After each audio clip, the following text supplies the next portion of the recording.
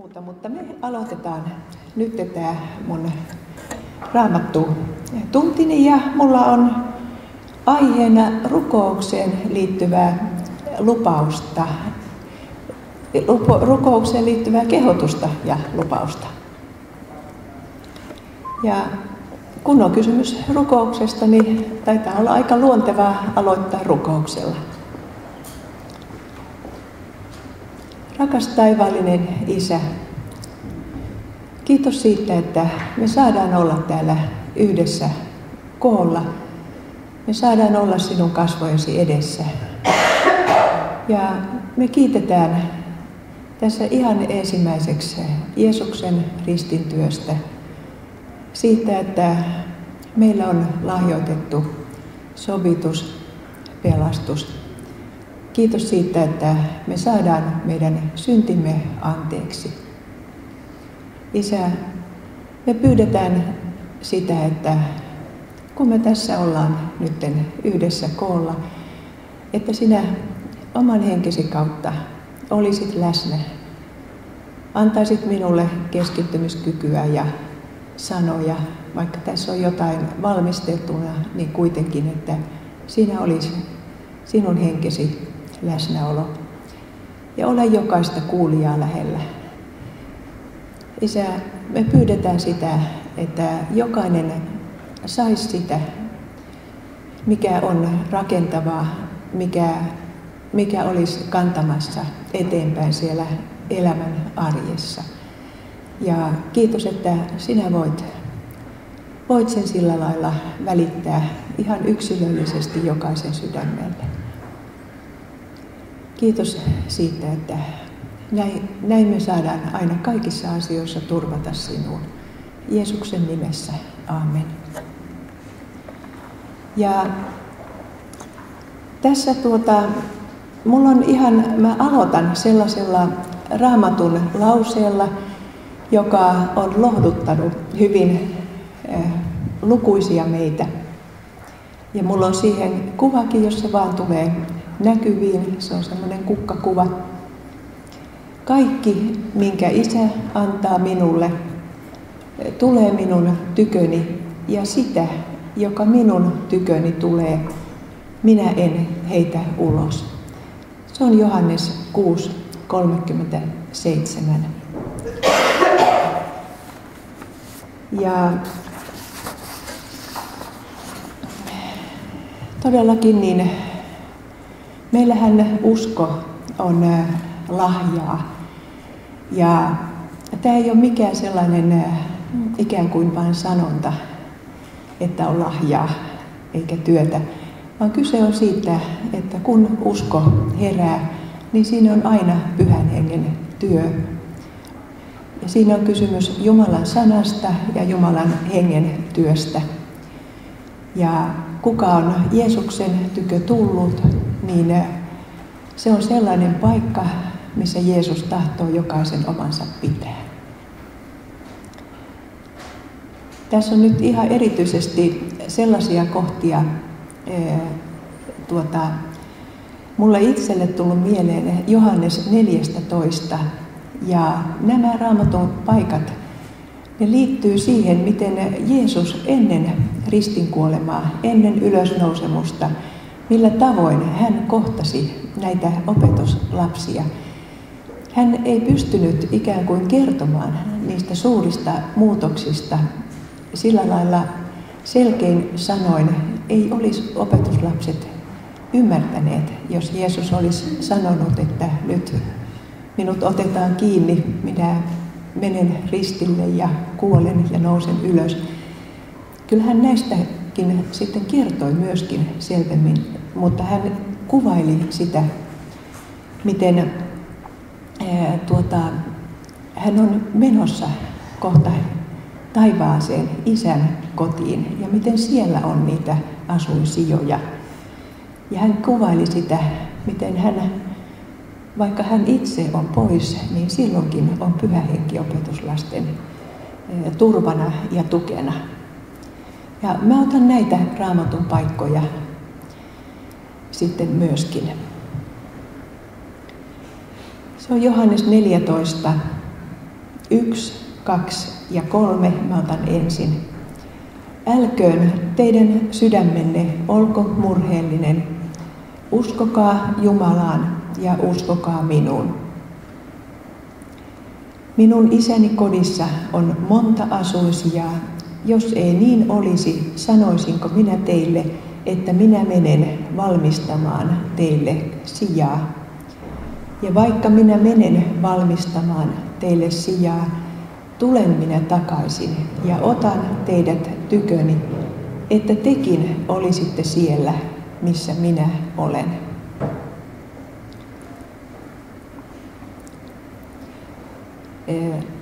Nyt mä kysyn tässä välillä, että näkyykö siellä se ensimmäinen kuva? On, joo. Eli siellä on se kuva. Mutta ei ole ihan löydetty vielä sitä. Se alkaa tulla sieltä kohta esille. Jostain syystä täältä erikoinen. No, ei se haittaa nyt. Mutta nyt se näkyy kyllä. Nyt siellä näkyy. Valossa. Se on vielä tämäkin ongelma, että täältä tulee noista isoista ikkunoista valoa. En tiedä näkyykö siellä ollenkaan, mutta siellä on tämä, että kaikki minkä Isä antaa minulle, tulee minun tyköni ja sitä, joka minun tyköni tulee, minä en heitä ulos. Ja todellakin se Jeesuksen huolehtivaisuus ja se, millä lailla hän näitä hengellisiä kokonaisuuksia selvitti, niin se on hyvin, hyvin sellainen huolehtiva ja koskettava. Ja nyt me oikeasti ollaan jo toisen kuvan kohdalla, eli no, tämä meidän ihmisten touhua menee välillä. Jatka vaan tuota toinen. Joo, mä jatkan siinä tahdissa, kun me saadaan ne oikeat kuvat, kun mulla menee. Muuten mullakin ne spasmat sekaisin. Täällä on nyt tämä kuva ja tässä on sikäli erikoista, että kun minä tässä luin Raamattua itsekseni, mietin tätä Johannes 14 lukua, niin eiköhän minä saanut ystävältä sähköpostiin sitten tämän kuvan, johon oli laitettu tämä teksti. Ja kuin usein sattuu näin, että kun on itse jotakin valmistelemassa ja miettii, että onkohan tämä ollenkaan tähän tarkoitettu, onkohan tämä ollenkaan semmoinen, joka ketään puhuttelisi, niin silloin tuleekin niin, että se saattaa tulla toisen henkilön kautta. Ja tämä on sitä Jumalan sellaista suurta huolenpitoa meitä kohtaan, että me saadaan myöskin sellaisia vahvistuksia. Samoin minulle jo yksi henkilö kertoi, että no niin, hän aamulla luki tätä Johannes 14.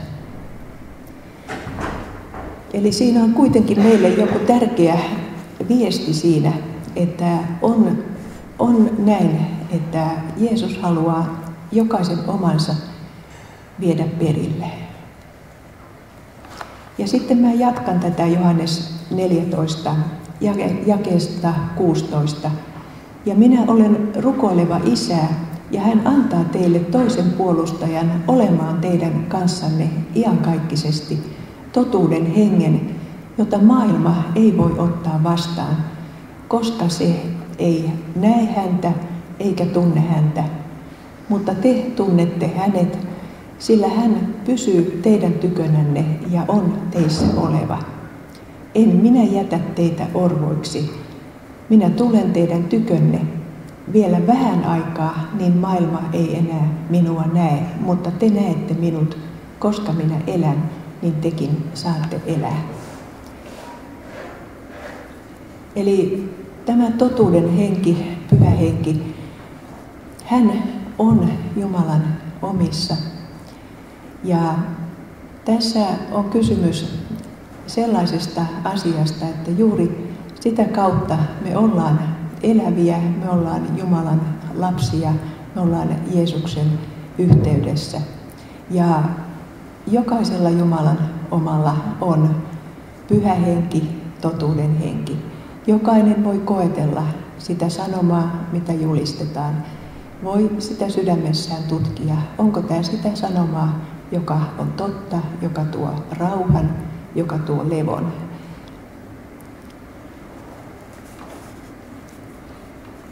Ja sitten mä jatkan vielä jakeesta 26 ja 27, tätä samaa Johannes 14.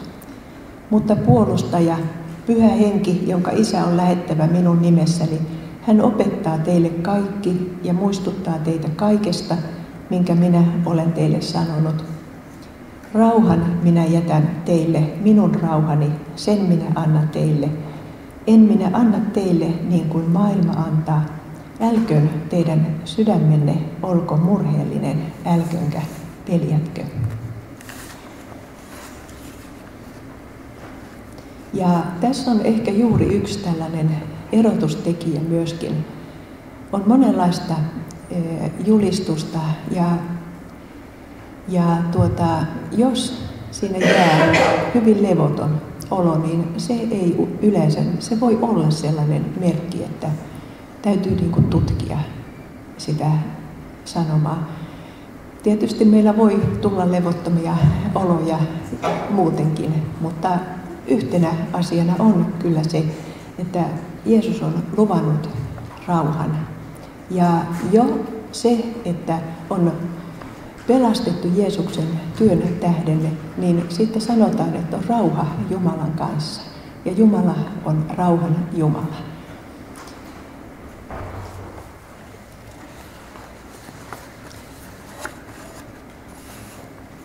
Ja sitten mulla on sellainen kirjoitus myöskin, minkä mä kirjoitin, laitoin myöskin tuonne internetiin. Ja mä luen sen nyt melko lailla suoraan täältä. Ja tämä on sellainen aihe kuin Luukas 21. Tämä on sellaista vakavaa ja varoittavaa sanaa tähän aikaan. Ja siinä ehkä se olennaisin osa on, niin mä tuon sen tässä jo ensimmäiseksi esille, on Luukas 21, 36. Se kuuluu näin. Valvokaa siis joka aika ja rukoilkaa, että saisitte voimaa paetaksenne tätä kaikkea, mikä tuleva on, ja seisoaksenne ihmisen pojan edessä, Kristuksen edessä. Mutta mä oon otsakoinut tän näin, että mihin pakenisimme. Ympärillämme tulivat huonot uutiset. Erilaiset mielipiteet piirittävät meitä ja ristiriidat tukahduttavat oloamme. Mihin pakenisimme? Moni kristitty sanoo voivansa ohittaa nämä tunteet vahvan uskonsa voimalla. Joku kertoo, miten ihmeet tulevat todellisuudeksi uskon sanan kautta tässä ja nyt heti. Se, että mä sanon näin, johtuu siitä, että mä sain arvioitavakseni juuri samoihin aikoihin, kun mä kirjoitin tuolta. Sellaisen nuori henkilö kysyi erään nuoren julistajan sanomasta. Se oli videolla myöskin ja useammallakin opetus, jossa hän sanoi, että Pyhä Henki tulee hänen kätensä kautta niin kuin jakeluna tässä ja nyt. Ja samoin hän oli seurakunnassa, jossa hän oli nimennyt sinne myöskin profeetat ja apostolit. Ja siinä oli, kun kuuntelin niitä, niin useampaan kertaan tuli juuri sitä, että Jeesus on ollut, on ja tuleva on. Ja hän todisteli, että tässä on Jeesus. Ja sitten oli se järjestys, että piti uskoa niin voimakkaasti sitä sanaa vaan, ja sitten tapahtui kaikki. Ja se oli hyvin, hyvin konkreettista, kun tämmöiset videot tuli ja arviointipyyntö. Kyllä mä laitoin hyvin varovasti omille sivuilleni, mutta omille sivuille mä laitoin tämän kirjoituksen, mutta henkilökohtaisesti vastasin myöskin siitä, että mun mielestäni tässä ollaan nyt hataralla pohjalla sen henkilön julistuksessa. Mutta mä kirjoitin tämän kirjoituksen silloin. Eli selitys joidenkin karismaatikkojen sanomana on siinä, että Kristus juuri on sillä paikalla elävänä ja hänen kerrotaan toimivan ihmisen suustaan lausuman sanan kautta. Näin kävisi näiden eräiden vahvojen ajattelun mukaan, jos vain uskomme olisi kyllin väkevää. Mihin pakenisimme tätä sanomaa?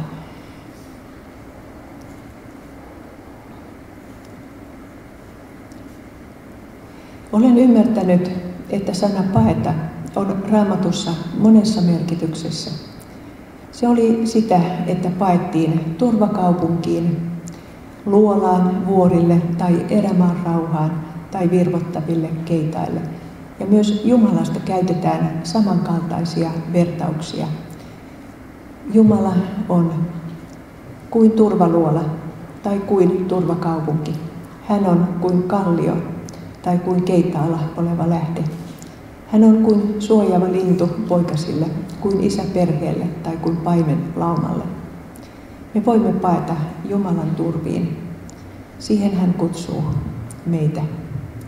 Ja me voimme paeta silloinkin, kun tuntuu, että tässä maailmassa on niin paljon ristiriidasta ja on niin paljon myöskin sellaista julistusta, joka laittaa meidät todella ehkä myöskin hämmennyksiin, koska me tiedetään, että meillä on erilaisia käsityksiä myöskin tästä uskosta ja siitä, miten me saadaan myös olla heikkoja uskossamme ja silti meillä voi olla vahva luottamus suureen Jumalaan. Tämmöisissä jännitteissä me eletään ja tämmöisiin jännitteisiin me joudutaan suostumaan tässä ajassa.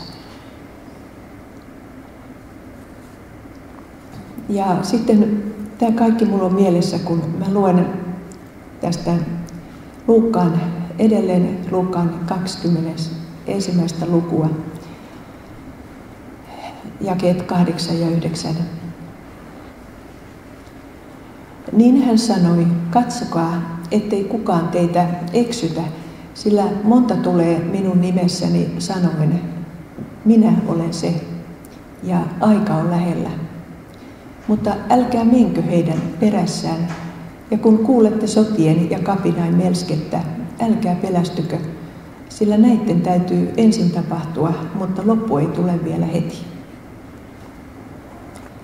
Me näemme ulkoisia vaaroja sekä seurakunnan sisällä olevia eksytyksiä. Lopun päivä voi yllättää ja silti ajan voi tulkita ihmismielellä myös toisella tavalla väärin, ikään kuin päinvastoin. Lopun päivää ei kukaan voi paeta, se saavuttaa kaikki, jotka koko maan päällä asuvat. Ja tämän jälkeen seuraavat nämä Jeesuksen sanat. Valvokaa siis joka aika ja rukoilkaa, että saisitte voimaa paetaksenne tätä kaikkea, mikä tuleva on, ja seisoaksenne ihmisen pojan edessä. Luukas 21:36. Ja lienee selvää, ettei tässä tarkoiteta fyysistä pakenemista, vaan Jumalan turviin hakeutumista ja aidosta evankeliumista elämistä. Tähän liittyy meille annettu kehotus valvoa ja rukoilla. Pelko tulee olemaan jotain tyypillistä lopun ajassa, jopa näännyttävä pelko, jopa lamauttava tila. Koko tuo vakava Luukkaan evankeliumin luku on täynnä myös rohkaisua ja lupauksia. Jos luemme sitä rukoillen Jumalan turvista käsin ja Jeesuksen ristillä täytetty työ mielessämme, avautuu kuin uusi todellisuus tähän rinnalle.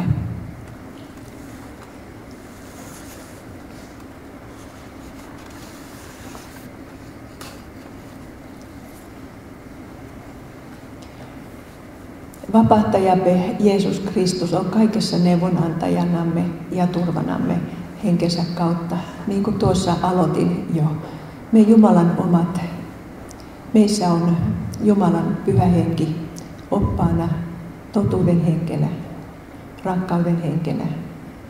Ja Jeesus on luvannut, että sitä, joka hänen tykönsä tulee, hän ei heitä ulos.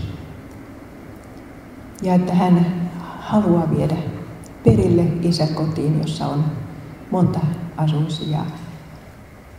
Meillä on nämä kaikki mielessä silloin, kun me luemme myöskin näitä varoituksen sanoja.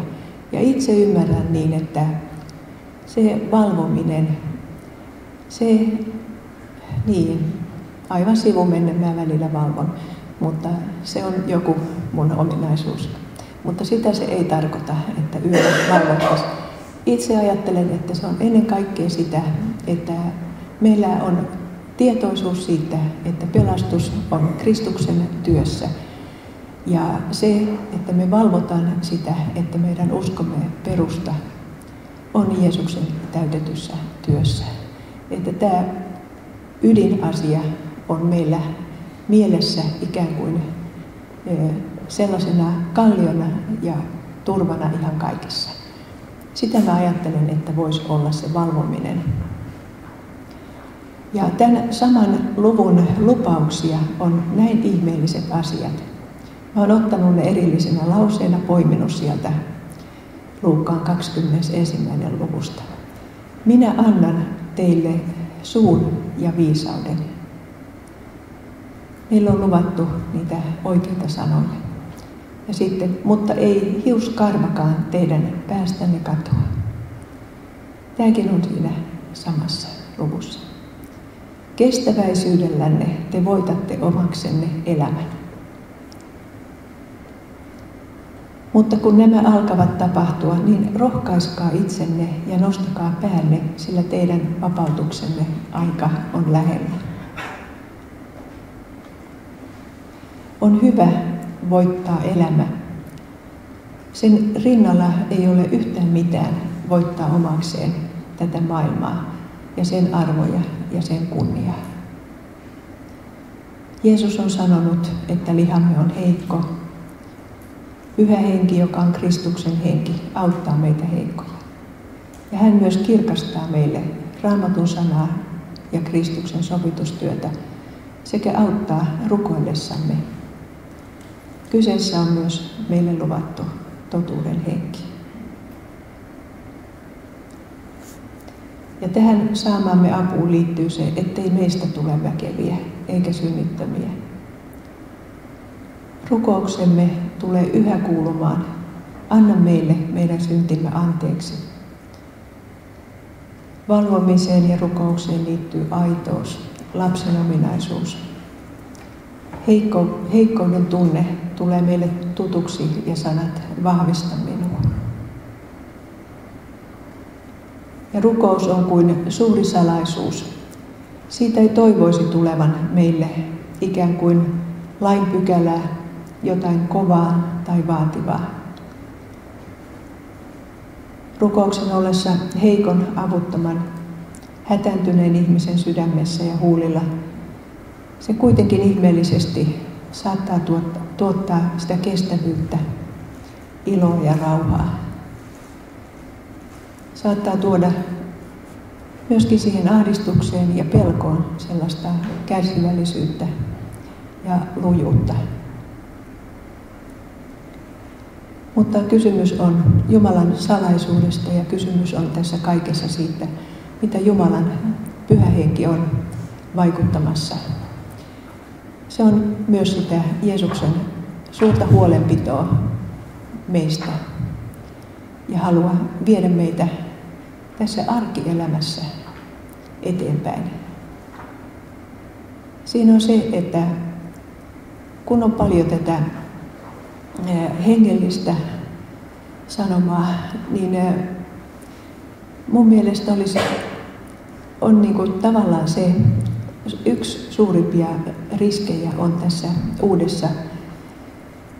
uudessa tietynlaisessa vahvan ihmisen hengellisyydessä,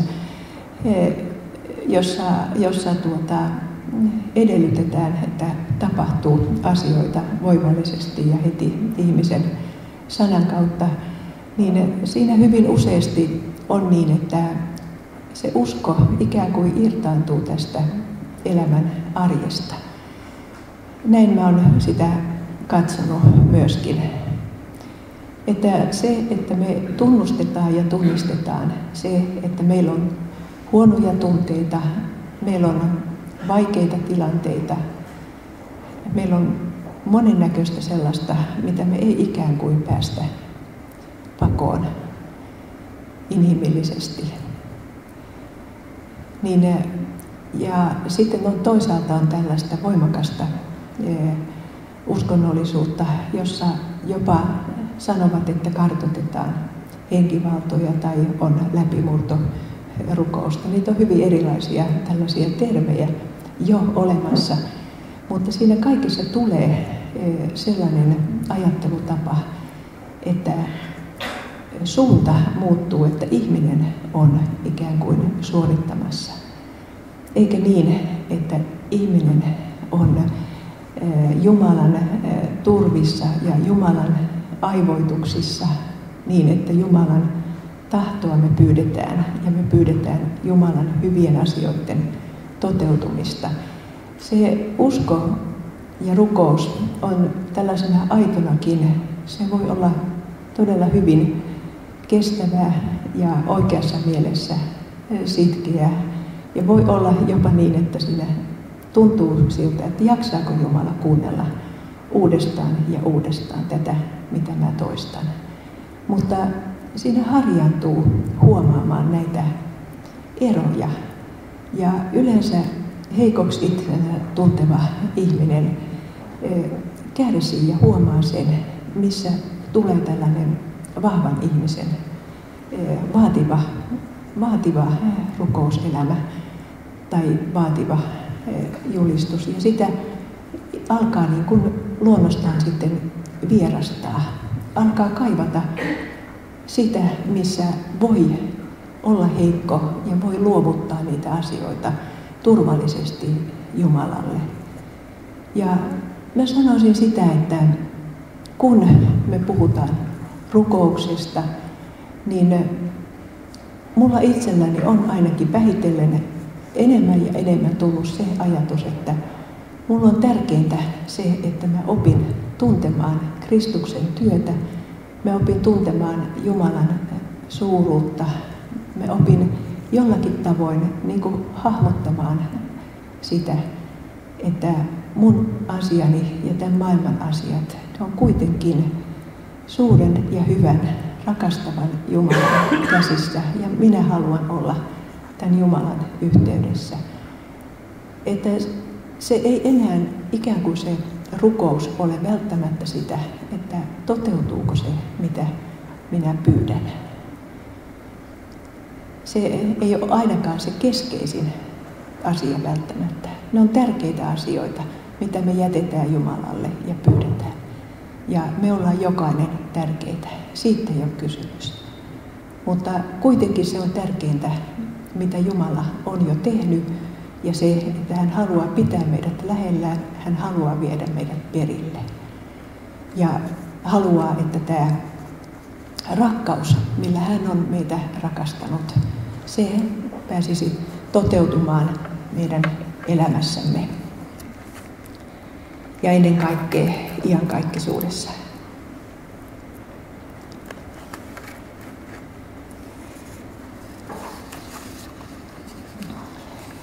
Ja sitten mulla on sellainen Raamatun kohta, siihen liittyy seuraava kuva myöskin.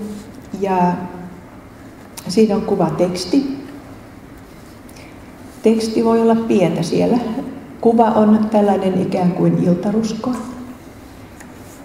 Mä koen, että se liittyy niin kuin tähän aiheeseen. Ja tämä on niitä pitkiä virkkeitä, jossa ymmärrän, että Paavali olisi ollut tämä henkilö, joka tässä polvistui Isän edessä. Mä oon jättänyt sen, aloitan vähän niin kuin kesken sen virkkeen, että tämä rukous kuuluisi näin. Että hän kirkkautensa runsauden mukaisesti, eli Isä taivaassa, kirkkautensa runsauden mukaisesti antaisi teidän sisällisen ihmisenne puolesta voimassa vahvistua hänen henkensä kautta ja Kristuksen asua uskon kautta teidän sydämissänne, niin että te rakkauteen juurtuneena ja perustuneena voisitte kaikkien pyhien kanssa käsittää, mikä leveys ja pituus ja korkeus ja syvyys on, ja oppia tuntemaan Kristuksen rakkauden, joka on kaikkea tietoa ylempänä, että tulisitte täyteen Jumalan kaikkea täyteyttä.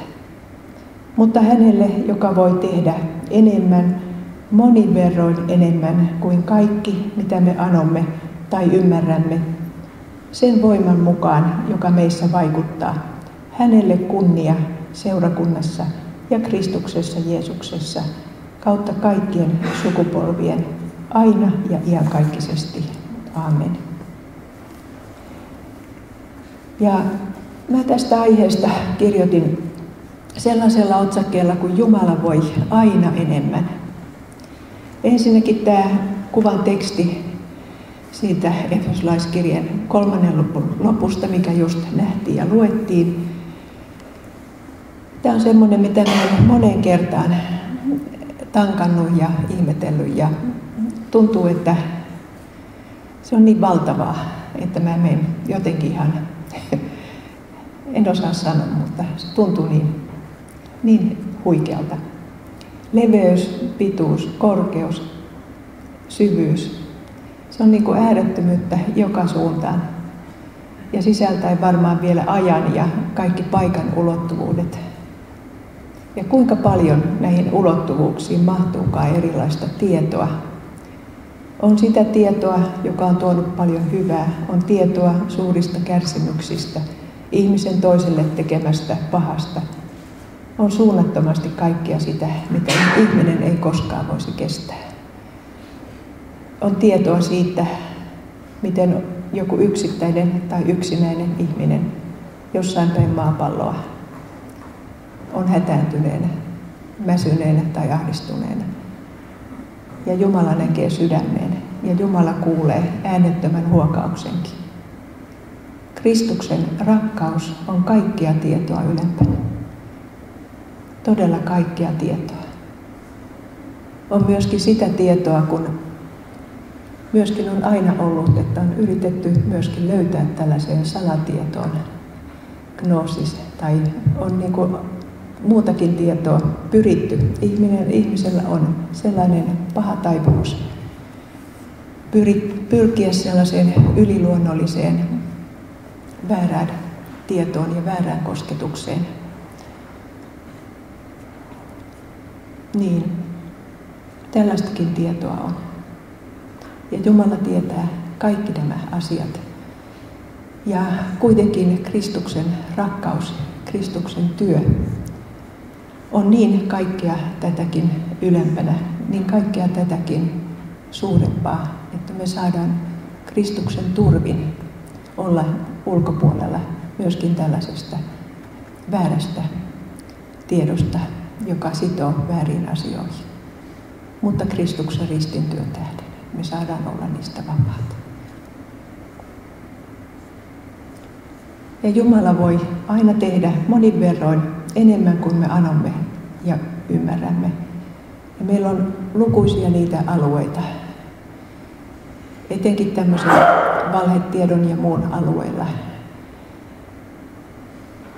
Niin meillä tulee paljolti se epävarmuus meidän sanoissa. Mutta se on tärkeintä, että me voidaan Jumalan edessä sanoa, että me tahdotaan olla siinä aidossa, siinä oikeassa, siinä hyvässä, joka on Kristuksen työ. Kyllä Jumala vie meitä silloin myöskin eteenpäin. Vie askel kerrallaan.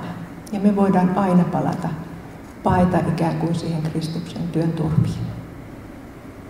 Siihen ytimeen, missä me ollaankaan, niin siihen me saadaan palata. Ja myös on niin, että kun me rukoilemme, me koemme usein, että me ei löydetä sanoja. Ei tunteillemme tai edes arkisille asioille. Mutta Jumala voi enemmän kuin me annamme tai ymmärrämme. Joskus on niin, että joku asia tuntuu niin pahalta, että ei voi pystytä pukemaan sanoiksi. Että me ollaan ihan ikään kuin uuvuksissa pelkästään siitä asian ikävyydestä tai siitä, että ei pystytä käsittelemään. Mutta me saadaan paeta Jumalan turviin, Kristuksen työn tähden, silloinkin ja sellaisena. Meidän rukouksemme on välillä haparoivaa, on kömpelöä, mutta Jumala poimii ne sanat, mitkä me hukkasimme. Hän noukkii ne ajatukset, mitkä katkesivat kesken. Ei se ole meidän Jumalalle vaikea asia, kunhan me vaan aina palaamme ja haluamme olla hänen turvissaan.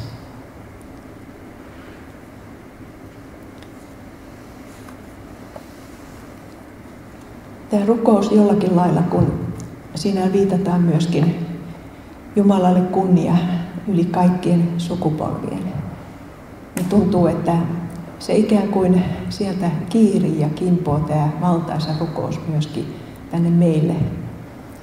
Koskettaa jokaista sukupolvea. Kristus on Isän oikealla puolella taivaassa ja hän itse rukoilee puolestamme. Se on valtavan tärkeää. Sisällinen ihmisemme vahvistuu, kun me eletään tässä yhteydessä Kristuksen kanssa ja eletään yhteydessä Jumalan sanaan. Juurtuminen Kristukseen, juurtuminen vie aikaa, ei sitä havaitse ja sitä on aivan turha käydä ikään kuin jotain tainta repimään välillä ja katsomaan, että onko se juurtuminen tapahtunut. Taimenkin kohdalla me voidaan vähitellen nähdä, onko se juurtunut, onko se kasvamassa. Ihan sama on, kun ajattelee ihmistä. Me voidaan luottaa siihen, että kasvu on alkanut, kun olemme Kristuksessa ja hänessä tahdomme olla, ja Jumalan lapsia. Kyllä se kasvu tapahtuu Jumalan toimesta. Kasvu on myöskin Jumalan omaa työtä, ja se on lahjaa. Ja mä uskon, että tässäkin tulee näitä rukousaiheita. Otetaan siihen nyt kuitenkin seuraava kuva esille, kun tuo kuva on ollut niin pitkään. Ja sillä armosta te olette pelastetut uskon kautta, ette itsenne kautta. Se on Jumalan lahja, ette tekojen kautta, ettei kukaan kerskaisi. Ja se on Efesolaiskirja 2, 8-9. Tämä on yksi niitä mulle hyvin rakkaita Raamatun paikkoja, koska siinä tuodaan se ydin, että ei itsemme kautta, ei tekojemme kautta, armosta Kristuksen työn tähden ollaan pelastettuja. Ja tämä sama perusta meillä on ihan jatkuvasti kaikessa. Myöskin se, mikä on kasvua, mikä on Jumalan työtä, se on kaikki Jumalan armoa. Emme voida sitä itse synnyttää. Sitten mä otan myöskin täältä sellaisen kohdan Raamatusta, kun Filippiläiskirje 4, 6-7, joka on ollut nimenomaan rukoukseen liittyen mulle hyvin tärkeä ja rakas. Älkää mistään murehtiko, vaan kaikissa saattakaa pyyntönne rukouksella ja anomisella kiitoksen kanssa Jumalalle tiettäväksi. Ja Jumalan rauha, joka on kaikkea ymmärrystä ylempi, on varjeleva teidän sydämenne ja ajatuksenne Kristuksessa, Jeesuksessa. Myöskin se, että me rukoillaan, me aina paetaan Jumalan turviin. Me anotaan, me kiitetään ja me ymmärretään, että Jumala on suuri ja kaikkivoipa, niin tämä tuo meille myöskin sellaista Jumalan rauhaa ja sellaista varjelusta meidän sydämiimme ja ajatuksiimme Kristuksessa, Jeesuksessa. Että rukous on niin kuin monella tapaa sellaista kuin sanoisi, jo Isän meidän rukouksessa, kun me muistetaan Isän meidän rukous, niin siinä on Jumalan suuruus, Jumalan kaikki valtius. Ja annetaan kiitos Jumalalle ja Jumalan tahtoon pyydetään. Mutta siinä on se arkisuus. Puhutaan, että anna meille tänä päivänä meidän jokapäiväinen leipämme ja anna meille meidän syntimme anteeksi. Ja jokapäiväinen leipä ei tarkoita vain ruokaa, vaan se on sitä, että me kehotetaan riippumaan kaikessa. Sitä voidaan yhtä hyvin tämän leivän ymmärtää, tarkoittaa myöskin jokapäiväistä vaatetusta, asumusta, niitä ihmisiä, jotka on ympärillä. Se on kaikki niin kuin meille sitä meidän elämänpiiriämme. Ja me saadaan näissä arkisissa asioissa turvata hyvin syvällisellä tavalla Jumalaan. Ja myöskin on tämä, että hoivatkaa sen tähden toinen toistanne, niin kuin Kristuskin on teidät hoivaansa ottanut Jumalan kunniaksi. Nyt sanoisin, että rukoillaan myöskin tähän loppuun ihan lyhyesti ja tähän rukoukseen, niin kuin mä päätän tämän mun Raamatun tuntini. Rakas taivaallinen Isä, olen tässä yrittänyt haparoivasti tuoda esille jotain sinun salaisuuksiasi. Isä, mä pyydän, että sinä itse pitäisit sillä tavoin jokaisesta huolta, että se mikä on oikein ja hyvä jäisi tässä semmoiseksi voimaksi ja ravinnoksi. Ja sitten se, mikä on inhimillistä ja mennyt huonosti, niin Isä, minä tiedän, että sinä olet anteeksi antavainen Jumala ja pyyhi se ikään kuin unholaan.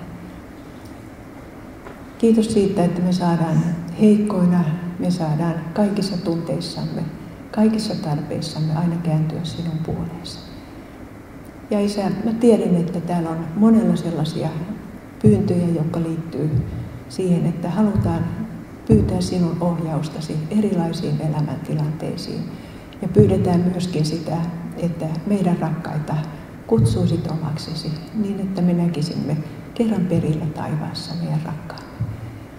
Ja Isä, myöskin on niitä aivan yksilöityjä huolia ja sinä näet jokaisen ihmisen ajatukset ja sydämen.